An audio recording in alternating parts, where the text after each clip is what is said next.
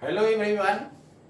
Today I am going to discuss such type of problems which have very long solution, and my solution is very short with respect to different books and different materials of institutes to crack IIT and NET exam with good ranks. मेरे कहने का मतलब ये है कि आप different books या different materials institute का अलग अलग इंस्टीट्यूट का मटेरियल देखिएगा तो उसमें सॉल्यूशन काफ़ी लॉन्ग दिया हुआ है, तो उसको हम वेरी शॉर्ट फॉर्म में उसको हम सोल्व करेंगे और बहुत आसानी से सोल्व करेंगे। आपको फार्मूला भी याद रखने का जरूरत नहीं पड़ेगा, उसको हम याद रखने का ट्रिक्स बता देंगे, ठीक है ना। तो देखिए इस टाइप का प्रॉब्लम जो है आईआईटी में भी हमेशा आते रहता है और नीट में भी हमेशा आते रहता है। तो चलिए हम लोग देखते हैं उस टाइप का प्रॉब्लम को हम लोग कैसे सोल्व करेंगे। जैसे देखिए इस टाइप का प्रॉब्लम आप लोग के पास मिला होगा कि एक डिस्क है और डिस्क में से एक स्मॉल डिस्क को कटिंग किया जा रहा है, तो रिमेनिंग पार्ट का सेंटर ऑफ मास कहां पर होगा। इस टाइप का जो भी क्वेश्चन होता है आप देखे होइएगा कि बुक में या अलग अलग इंस्टीट्यूट में जो है ये बताया जाता है नेगेटिव मास कंसेप्ट के थ्रू उसको सोल्व किया जाता है, जिसके कारण कम से कम हाफ पेज में आपका सॉल्यूशन चला जाएगा। तो आप बताइए कि हाफ पेज में सॉल्यूशन जाएगा तो आईआईटी और नीट में रैंक अच्छा आ पाएगा क्या? नहीं आ पाएगा। दो चार क्वेश्चन भी आप डायरेक्ट बना देते हैं तो आपका रैंक समझ में बहुत का फर्क हो जाता है। जैसे देखिए क्वेश्चन इस तरह का है, जैसे मान लीजिए कि यही कोई डिस्क है और ये डिस्क यूनिफॉर्म है और इसी में से मैंने कटिंग कर लिया, ये मैंने कटिंग कर लिया है कितना r/3 रेडियस का मैंने कट किया और इसका रेडियस है कैपिटल R। तो ये रिमेनिंग पार्ट का सेंटर ऑफ मास फिर कहां पर हो जाएगा? आफ्टर कटिंग जो है रिमेनिंग पार्ट का सेंटर ऑफ मास कहां पर होगा? सेंटर ऑफ मास जो होता है लाइन ऑफ सिमेट्री पर ही लाई करता है, ये बात आप लोग जानते हुएगा। और हाइयर मास की तरफ क्या हो जाता है? शिफ्ट हो जाता है। This is the line of symmetry, ये लाइन ऑफ सिमेट्री हो गया। और सेंटर ऑफ मास जो है यदि ये डिस्क नहीं कट करते तो कहां पर होता है? सेंटर पर होता है। लेकिन इसको आप कट करके निकाल लिए तो हाइयर मास इधर हो गया होगा ना, मतलब कि सेंटर ऑफ मास अब यहाँ पर ना होकर के इधर क्या हो गया होगा? शिफ्ट हो गया होगा। कितना शिफ्ट हुआ होगा उसी को मैंने x मान लिया है। कितना मान लिया है? x। इसी x का वैल्यू आपको निकाल करके बता दिया जाएगा, वही आपका क्या हो जाएगा? Centre of mass remaining part का हो जाएगा। तो चलिए हम लोग देखते हैं कैसे इसको निकालेंगे। क्वेश्चन में यही कह रहा है कि find centre of mass of the remaining part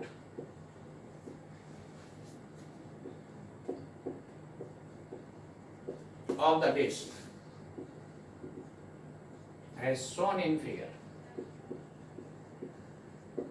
इस टाइप का प्रॉब्लम ऑलवेज जो है आईआईटी में और नीट में भी पूछा जाता है। इसको देखिएगा कि डिफरेंट बुक्स या इंस्टीट्यूट के मटेरियल्स या क्वेश्चन बैंक में देखिएगा सॉल्यूशन काफी लॉन्ग किया हुआ रहता है, लेकिन इसको आप शॉर्ट में एक लाइन में इसको बना सकते हैं। तो बताइए इस तरह जो है पूरे फिजिक्स को यदि हम पढ़ें तो उम्मीद करते हैं कि रैंक बहुत अच्छा आ जाएगा और फिजिक्स जो है जो लोग हार्ड बोलता है वो बहुत आसानी से सोल्व होते जाएगा। आप देखिए कि यूरोप का हम क्वेश्चन का सोल्यूशन दिए थे। यूरोप का क्वेश्चन लोग जो है पूरा मार्केट में ये हवा उड़ाए हुए हैं कि ये काफी टफ बुक होता है, लेकिन आप देखे हुए बहुत उसको चुटकी में मैंने सोल्व किया था, बहुत आसानी से उसको सोल्व कर सकते हैं। अब इसी को सोल्व कीजिएगा तो क्या हो जाएगा? जैसे ये फॉर्मूला जो है क्लास में हम डिराइव भी करते हैं, इसको आपको याद रखना होगा और याद रखने के हम तरीका बता दे रहे हैं। देखिए स्मॉल आर क्या हो गया? छोटा वाला मतलब छोटा वाला डिस्क का रेडियस जो होगा वो क्या हो गया? स्मॉल आर हो गया। अब बड़ा वाला डिस्क का जो रेडियस होगा वो कैपिटल आर हो गया। कैपिटल का मतलब क्या समझते हैं? बड़ा ना। तो बड़ा वाला रेडियस किसका? बड़ा वाला का। छोटा वाला रेडियस छोटा वाला का नहीं याद रहेगा क्या? तो बड़ा वाला रेडियस किसका? बड़ा वाला का। छोटा वाला छोटा वाला का। इसी तरह याद रखना है इसको। अब चलिए इसको हम सोल्व कैसे करेंगे। तो यहाँ पर देखिए ये फॉर्मूला तो आपको याद भी रहेगा, small r square divided by capital R square minus small r square into separation between the centre C1 और C2। This is C1 and this is C2। Clear है ना? तो चलिए यहाँ पर ध्यान दीजिएगा, स्मॉल आर स्मॉल डिस्क का जो कटिंग किया है उसका रेडियस है तो r/3 ना, और ये हो जाएगा r² माइनस r/3 का whole square into separation between the centres. The separation between the centres C1 C2 देखिए यहाँ से क्या हो जाएगा, this is r and this is r/3, तो क्या हो जाएगा r माइनस r/3 मतलब 2r/3। This is the separation between the centres of disc. तो C1 C2 हो जाएगा 2r/3, 3 का स्क्वायर और 3 का स्क्वायर ऊपर नीचे कैंसिल हो जाएगा, 3 का स्क्वायर यहाँ पर 9 होगा, 9 में से घट गया 8 हो जाएगा, और r² ऊपर से कैंसिल हो जाएगा, तो कितना हो जाएगा 1/8 इंटू 2r/3, जिसका मतलब कितना r/12। देखिए तो इतना में आंसर आ गया। और इतना छोड़िए ना, आप ये फॉर्मूला याद रहेगा तो एग्जाम में लिखिएगा कि डायरेक्ट वैल्यू पुट कीजिए, मतलब एक लाइन में आंसर आ गया कि नहीं। लेकिन इसी को बुक में सॉल्यूशन देखिएगा तो काफी लॉन्ग रहेगा। अब देखिए मान लेते हैं कि डिस्टेंस के फॉर्म में ऑप्शन दिया हुआ है, तो एक ऑप्शन में रहेगा r/12, कहां से, from centre of main disc on the line of symmetry. देखिए तो जो ये डिस्टेंस है, तो 4 ऑप्शन में ये भी दे सकता है। यदि x बाई कोऑर्डिनेट एक्सिस दिखाया होगा रहेगा क्वेश्चन में, तो आपको सेंटर ऑफ मास का कोऑर्डिनेट फुल देगा। सेंटर ऑफ मास का कोऑर्डिनेट वहां से क्या लिख सकते हैं बताइए, ये माइनस में हो जाएगा, तो माइनस x के जगह हो जाएगा r/12, और बाई कोऑर्डिनेट क्या हो जाएगा 0। ये रहा सेंटर ऑफ मास का कोऑर्डिनेट। क्लियर है ना? अब जैसे देखिए सेकंड नंबर क्वेश्चन ऐसा है, इसमें क्या किया जा रहा है कि ये सेंटर से r डिस्टेंस है,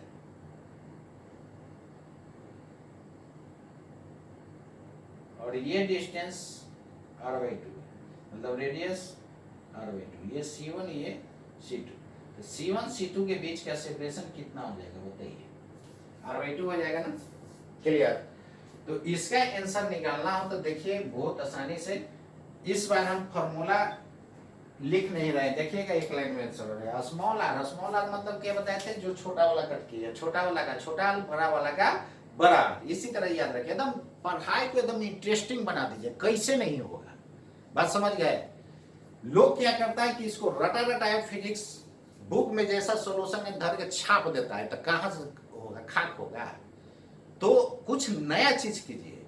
अब ये नहीं कि सारा रटा रटाया चीज हम पढ़ा दिए, फिजिक्स को रटने का चीज नहीं है, उसको समझने का चीज है। देखिए मेरा सॉल्यूशन कितना शॉर्ट में आ रहा है।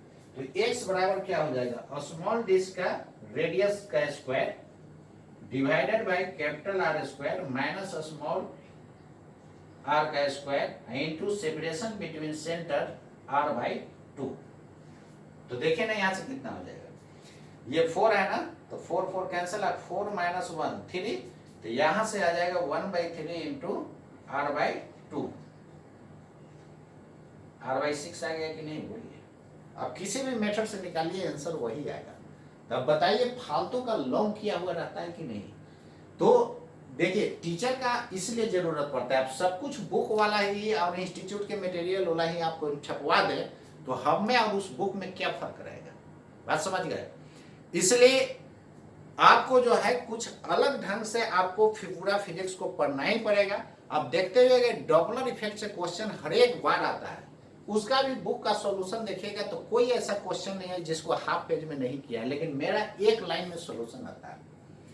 फिर सर्किट में पढ़ते हुएगा, उसमें जो है केसीएल केवीएल में लोग कंफ्यूज रहता है, लेकिन मेरा एक कहानी सुनाते हैं, उस कहानी के थ्रू जितना भी कॉम्प्लिकेटेड क्वेश्चन होगा वो सारा बन जाएगा। इंडिया और पाकिस्तान का कहानी सुनाते हैं, और इंडिया में घूम जाते हैं एक बार पाकिस्तान में, और वहां से मात्र 2 इक्वेशन आएगा, 2 इक्वेशन को सोल्व कर देंगे, आंसर आ जाता है। क्लियर है ना? तो इसी तरह पूरे फिजिक्स को पढ़ा जाता है। ऑप्टिक्स में देखते हुए कि जनरली जो होता है स्टूडेंट साइन कन्वेंशन में कंफ्यूज होता है।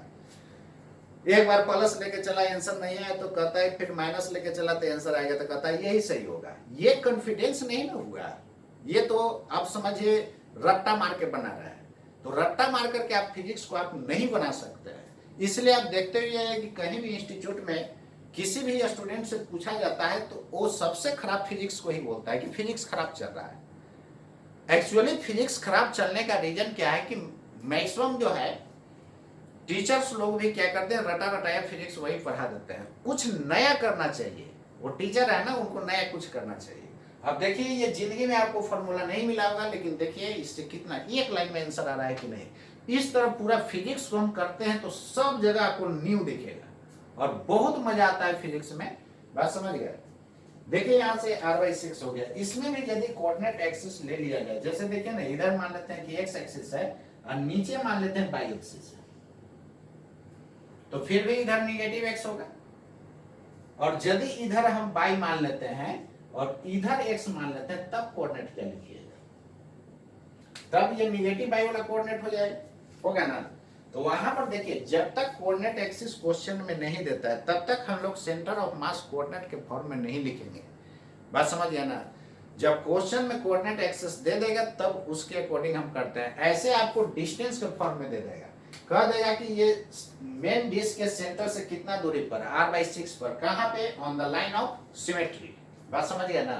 और कोऑर्डिनेट के फॉर्म में रहेगा तो क्या हो जाएगा, बोलिए, ये y वाला नेगेटिव होगा, x कोऑर्डिनेट क्या होगा, 0 ना, यानी ऐसा हो जाएगा। ये रहा आपका आंसर। क्लियर है। यही यदि हम इधर x मानते, इधर y मानते, तो ये वाला चीज यहां पर चला था, 0 चला जाता, 0 चला जाता यहां पे, यानी -r/6 और y कोऑर्डिनेट क्या हो जाता है, 0। ठीक है। तो इस टाइप का क्वेश्चन हमेशा आते रहता है। अब देखिए ना, इधर यदि ये कट न करके हम यहाँ एक डिस्क रख दे, तो रखिएगा तो बढ़ न जाएगा। तो देखिए, कट करके हटाएंगे तो माइनस, वहां पर ऐड करेंगे तो जहां जहां माइनस है वहां प्लस कर दीजिएगा, यानी फिर फॉर्मूला हो जाएगा r² divided by capital R² plus small r² into C1। ये फॉर्मूला देखिए, एक फॉर्मूला जो है कितने तरह से इसको अप्लाई किया जा रहा है, समझ गया ना। यानी ये समझिए 2 in 1 नहीं, ऑल इन 1 फॉर्मूला काम कर रहा है। जैसे देखिए ना, ये अभी डिस्क है, इस टाइप का जितना भी प्रॉब्लम्स होगा सब का सॉल्यूशन जो है एक लाइन में आंसर आएगा।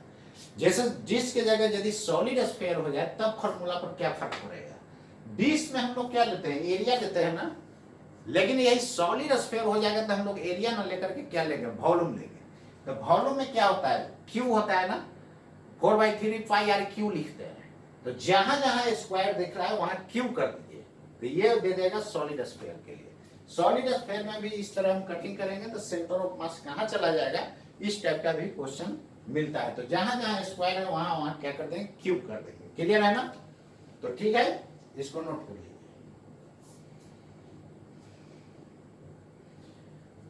और मेरा वीडियो केवल देखिए, आप लोग नहीं देखते हैं कि खाली व्यू करते हैं, और उसको लाइक और शेयर सब्सक्राइब कीजिए, अपने दोस्तों तक पहुंचाइए, क्योंकि ऑल इंडिया देखते हुए फिजिक्स अच्छा पढ़ाने वाला का कमी है। सब रटा रटाया फिजिक्स वही पढ़ाते हैं, जो छापा हुआ है बुक में वही ढंग से छपवा देते हैं।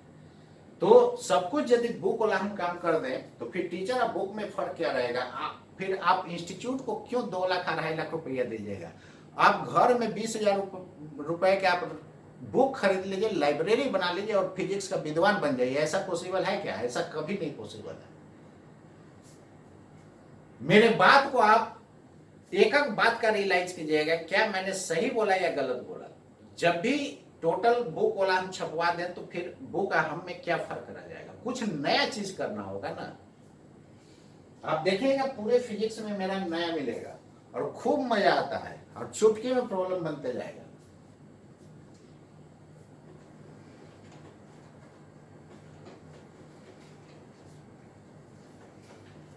क्लियर है।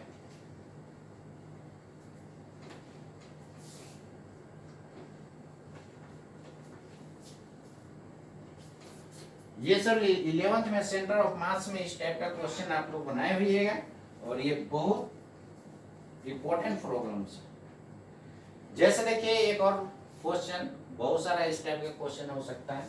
सी है, ये डिस्क है, इसमें से मैं क्या कर रहा हूं कि रेडियस का कटिंग किए हैं, पूरा बड़ा वाला डिस्क का रेडियस है 4r। तो आपसे पूछा है रिमेनिंग पार्ट का कहां पर सेंटर ऑफ मास होगा।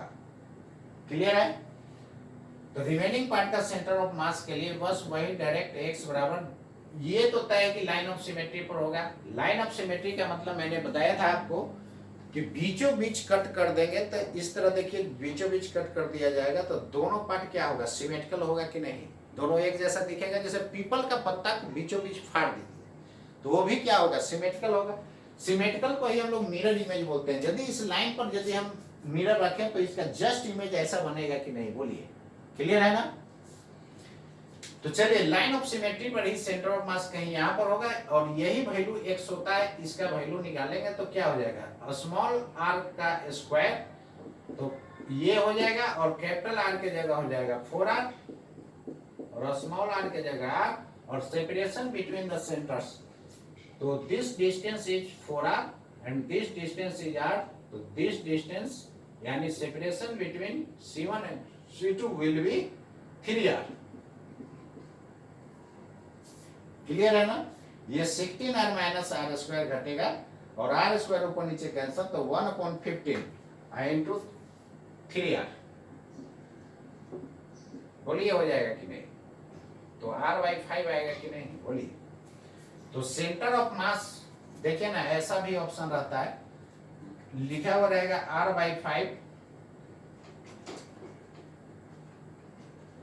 r/5 फ्रॉम सेंटर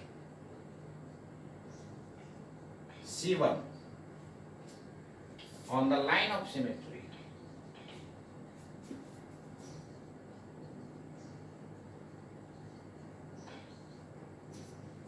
B में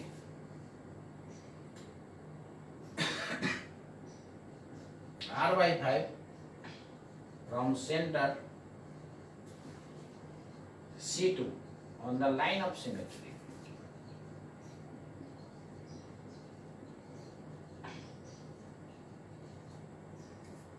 C में r/3 from center C2, C1 इसको लिखे C1 on the line of symmetry।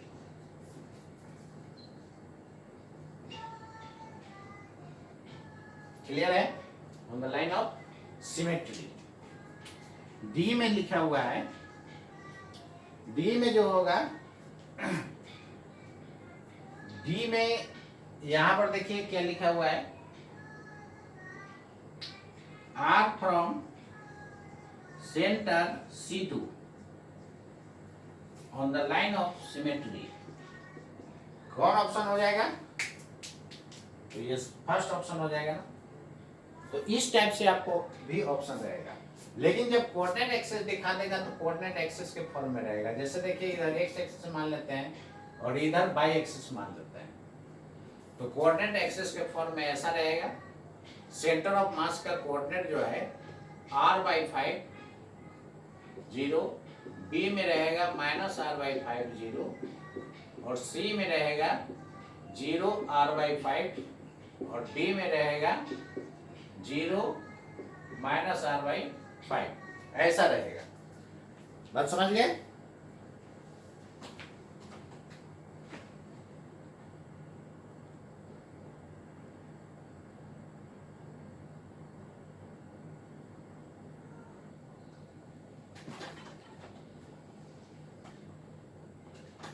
तो बताइए इसमें कौन कौन आंसर हो जाएगा, ये सेकंड वाला आंसर हो जाएगा ना, क्योंकि इधर क्या हो जाएगा, माइनस हो जाएगा, शिफ्ट करेगा। क्लियर। तो ये दो तरह से आपको ऑप्शन दिया जाता है, समझ गए। यही यदि सॉलिड स्फीयर होता तो क्या हो जाता, जहां जहां स्क्वायर है वहां वहां क्या हो जाएगा, क्यू हो जाएगा। तो बताइए एक लाइन में आंसर आ रहा है कि नहीं, क्लियर है। फिर आप लोग रोलिंग मोशन का क्वेश्चन बनाते हुएगा, उसमें time taken to start pure rolling, उसमें भी देखते हुएगा सब बुक में हाफ पेज एक पेज में करता है, लेकिन वहां भी मेरा एक लाइन में आंसर आएगा। यानी जहां जहां मेन पार्ट है वो देखिएगा, मेरा सॉल्यूशन बहुत शॉर्ट होता है, पूरा फिजिक्स में आपको शॉर्ट दिखेगा और बहुत मजा आता है। इसी तरह का एक लाइन में आंसर आ जाएगा। अब यही समझिए ना, यूरोप को लोग बहुत टफ मानता है, लेकिन उसका भी सोल्यूशन देखिएगा बाकी के रिलेटिव में मेरा बहुत छोटा रहेगा और बहुत इंटरेस्टिंग है। आईआईटी एडवांस के लिए उसको बनाना बहुत जरूरी होता है। क्लियर है ना?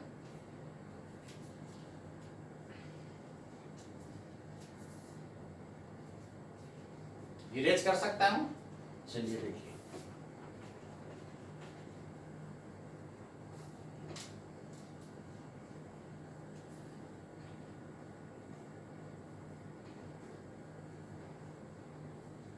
जितने तरह से इसमें क्वेश्चन पूछता है सब आपको बता दे रहे हैं, सबको डिस्कस कर दे रहे हैं।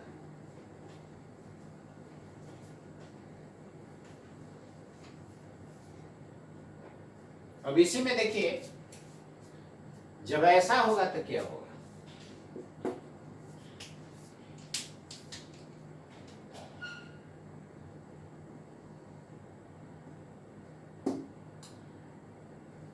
ये डिस्क है, मैंने यहां पर कट किया,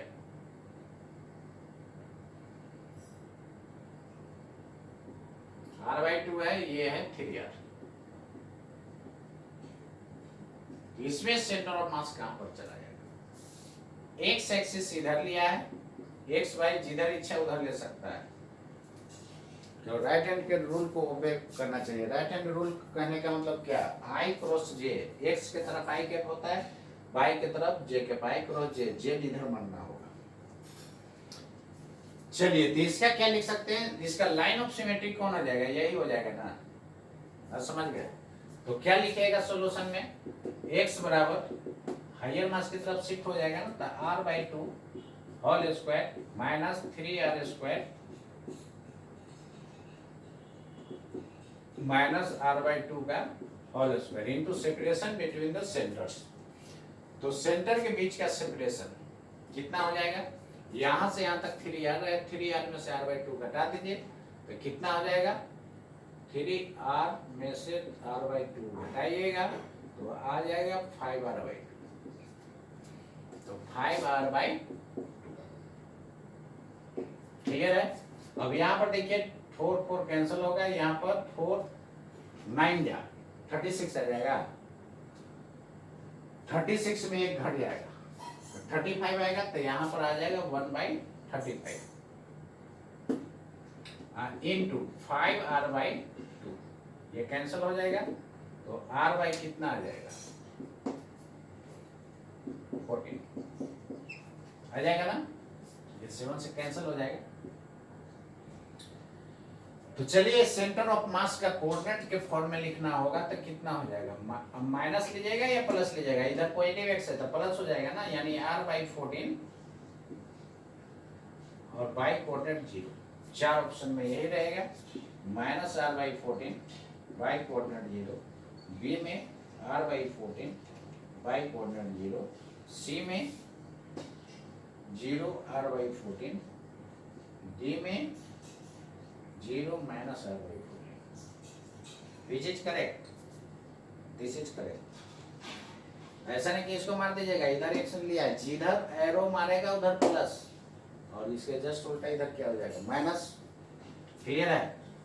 तो इसको नोट कर लीजिए।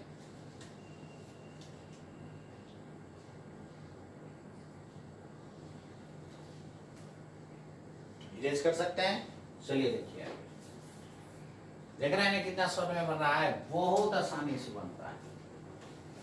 कहीं भी ऐसा मिलेगा तो एक बार बताइएगा आप लोग जरूर, जिंदगी में कभी नहीं ऐसा मिलेगा। आप लोग सब जगह देख लीजिएगा, उसके बाद वीडियो पर कमेंट जरूर कीजिएगा और सच बोलिएगा, झूठ नहीं बोलिएगा। फिजिक्स में मैं बहुत मेहनत किया हूँ, नया नया चीज बहुत निकाला हूँ, और देखिएगा पूरा फिजिक्स न्यू दिखेगा। ऐसा रहेगा तो क्या होगा? देखिए, ई में डिस्क है, डिस्क में क्या इसको कर रहे हैं? इधर एक्स एक्सिस, इधर वाई एक्सिस। कटिंग यहां पर मैंने किया, और ये रेडियस है 2R और ये रेडियस है फाइबर, फाइबर नहीं, इसको लेकर के चलिए ए डॉट,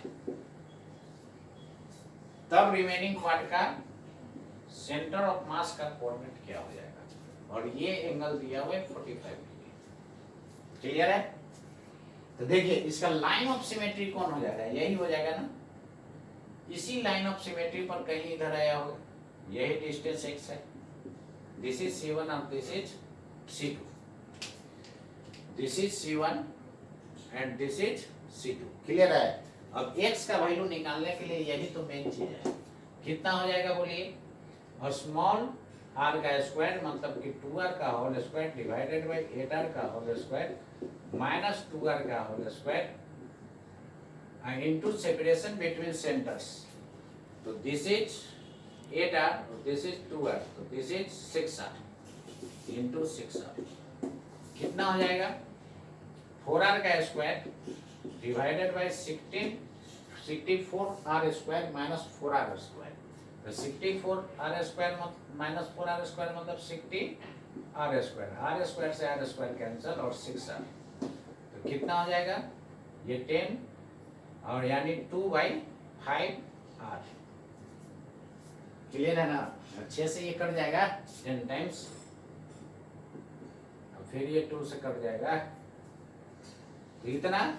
तो सेंटर ऑफ मास यानी x का वैल्यू निकल गया। अब इसका कोऑर्डिनेट देखिए, तो इसका कोऑर्डिनेट क्या हो जाएगा, y वाला नेगेटिव होगा और x वाला भी नेगेटिव होगा, यही ना कोऑर्डिनेट हो जाएगा। तो ये लंबाई कितना हो जाएगा, ये 45 है तो ये भी 45 हो गया होगा, ये सामने वाला हो गया होगा x sin 45 और एंगल के सामने वाला में sin, और ये हो गया होगा x cos 45, यही ना इसका सेंटर ऑफ मास का कोऑर्डिनेट हो जाएगा। तो सेंटर ऑफ मास का कोऑर्डिनेट हो जाएगा आपका माइनस x cos 45 और माइनस x sin 45। x का वैल्यू 2/5r इंटू 1/√2 और माइनस 2/5r इंटू 1/√2, यही आंसर हो गया। वो तो √2 से कैंसिल कर सकते हैं, तो माइनस √2/5r और माइनस √2/5r, ये आंसर। ऐसे ही 45 डिग्री है तो जितना x कोऑर्डिनेट होगा उतना y कोऑर्डिनेट, ये कोऑर्डिनेट निकाल करके और दोनों सेम हो जाएगा आंसर। क्लियर है ना? समझ गए? अब बताइए, इसको निकालने में ही आपको हाफ पेज से ऊपर चल जाएगा और फिर इसको लिखिएगा तो क्या उम्मीद करते हैं, लगभग 1 पेज हो जाएगा कि नहीं? मेरा देखिए तो 1 लाइन में आंसर आ गया। अरे लाइन इतना ही बड़ा होता है, ये इधर भी आएगा ना, बस समझ गए? तो देखिए कितना शॉर्ट सॉल्यूशन हुआ है। अब यही यदि आप बीच को यहाँ कट न करके यहाँ पर रख देंगे तो जहां जहां माइनस है वहां प्लस कर दिया जाएगा, बाकी सारा कहानी वही स्फीयर रहेगा। तो स्फीयर के केस में क्या करना है, जहां जहां स्क्वायर है वहां क्या कर देना है, क्यूब कर देना है। तो बताइए एक फॉर्मूला से कई काम हो रहा है कि नहीं हो रहा है? तो चलिए वीडियो को लाइक शेयर सब्सक्राइब जरूर कीजिए, अपने दोस्तों को ऑल इंडिया कहीं भी पढ़ रहा है उसको भेजिए। मेरा फिजिक्स बिल्कुल नया दिखेगा और इस टाइप का ट्रिक्स कहीं नहीं मिलेगा, और इसको कीजिए और रैंक जो है IIT नीट में बहुत अच्छा दीजिए। आपको मैं बता रहा हूं कि 156 में 142 को मैंने जेईई मेंस में निकलवाया था और 142 में से 50 को एडवांस में निकलवाया था और बहुत अच्छा रैंक लोग दिया था। और उस बैच में हम एडवांस के लिए IIRODOP, जिसको लोग सबसे टफ बुक मानता है, उसको मैंने बनवाया था और लोग बनाया भी था और बना करके लोग रिजल्ट भी दिया। तो आप लोग से भी उम्मीद करते हैं पढ़िए मन से और रिजल्ट दीजिए। नीट और IIT निकालना कुछ नहीं है, बस आपका कंटिन्यूटी मेंटेन होना चाहिए और पढ़ाई जम के कीजिए। कैसे नहीं होगा, दिमाग में ठान लीजिए कैसे नहीं होगा, बात समझ गए? तो ठीक है, आज इतना ही, उसके बाद हम अगले वीडियो लेक्चर में मिलते हैं।